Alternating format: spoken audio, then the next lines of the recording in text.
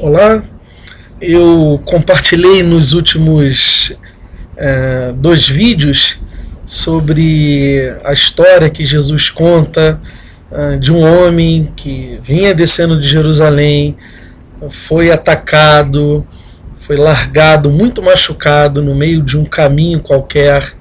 Logo em seguida vieram dois religiosos, também provenientes de Jerusalém, sendo este um sacerdote e um levita, ignoraram a dor desse homem, passaram por um outro lado e em seguida veio um não religioso, um indivíduo que não carregava nenhuma casta religiosa do templo de Jerusalém, e Jesus diz que esse homem se encheu de misericórdia, se encheu de amor e o socorreu. E eu venho compartilhando o que isto me fala ao coração, que nesse momento diz respeito à diferença entre o espírito do evangelho e o espírito da religião. Já compartilhei dois outros vídeos sobre isto. Se você quiser, dê uma olhada neles para você pegar um pouco o contexto do que eu tenho compartilhado, mas também, se você não quiser, não tem o menor problema, porque dará para entender o que eu quero compartilhar agora. A terceira afirmação no meu coração sobre essa denúncia de Jesus em relação ao espírito que opera no coração do samaritano e o espírito que opera no coração do sacerdote e no coração do levita, é que no espírito da religião a gente acredita que Deus usa só um grupo seleto para fazer a sua vontade, enquanto no espírito do evangelho, que era o espírito que operava no coração do samaritano, a gente aprende, a gente aceita, a gente compreende que Deus usa quem esteja com o coração aberto para fazer o bem. Eu vou repetir, apesar da simplicidade do que eu estou afirmando. No espírito da religião, a gente acredita, consciente ou inconscientemente, que Deus usa um grupo predileto, um grupo específico, um grupo de maior intimidade sua para realizar a sua vontade na terra entre os homens. Enquanto que no espírito do evangelho a gente compreende que Deus usa qualquer indivíduo sem nenhuma predileção, sem nenhum background religioso, seja ele qual for, mas qualquer indivíduo que esteja com o coração aberto para fazer o bem. É exatamente o que acontece aqui com o samaritano. A gente não tem noção do grau de rejeição que existia de um judeu para um samaritano. Era uma rixa histórica, era uma rixa odiosa, rancorosa, veemente. Flávio Joséfo chega a afirmar que um judeu bem religioso amaldiçoava Samaria todas as manhãs. A cada amanhecer ele se lembrava de amaldiçoar Samaria.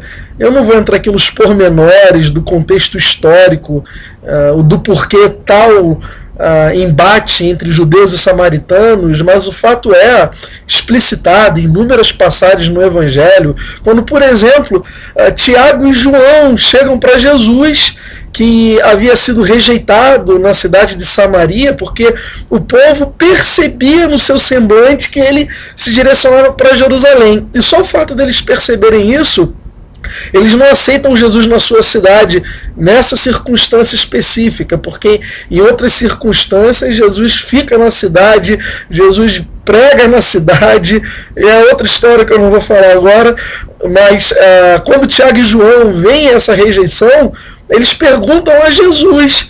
E olha que eles haviam acabado de ter a experiência da transfiguração. Moisés, Elias, aquela epifania toda. E a pergunta que eles fazem para Jesus é: queres que façamos cair fogo dos céus na cabeça desses samaritanos?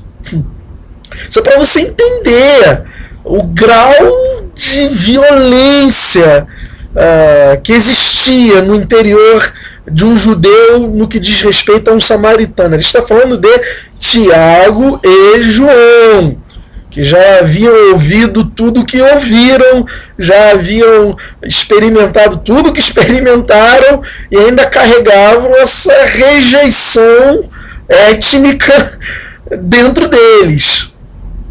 Você imagina isso na cabeça de um sacerdote, um camarada com uma cabeça de casca de noz, que vivia ali naquele rito religioso com toda a mecanicidade, sem nenhuma vida, sem nenhum amor, sem nenhuma misericórdia, e que ouve uma palavra dessa de Jesus, isso para um levita.